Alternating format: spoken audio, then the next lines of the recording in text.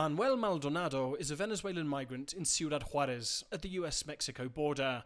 He's got people willing to sponsor him for at least 6 months inside the United States, which is a specific requirement that must be met if he's to be released into the country following a formal asylum application. I'm heading for Denver. I have friends there who live there independently and are willing to receive me. Asylum seekers go through the immigration court process in the cities they settle in.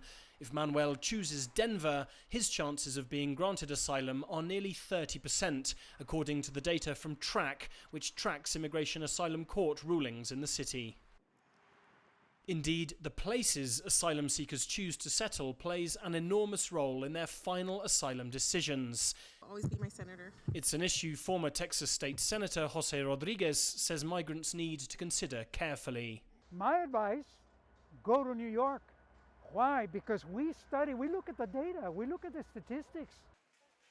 Currently, New York State gives migrants the best chances of remaining, approving 69% of nearly 150,000 petitions since the year 2000, the only court system in the country that approved more applications than it rejected. Comparatively, one judge in Oakdale, Louisiana, rejected 99.5% of all the asylum cases that came before her between 2015 and 2020. Any immigration lawyer will find ways of trying to get them the best available forum so that their case can be given a fair hearing.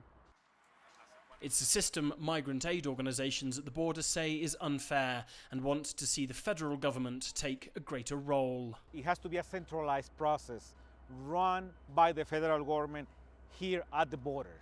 Federal government should invest massively, not in border walls, not in detention centers, but in welcoming centers. And in that process, it's not going to be up to that state to define the capacity or not to accept asylum or not. It has to be centralized by this welcoming infrastructure.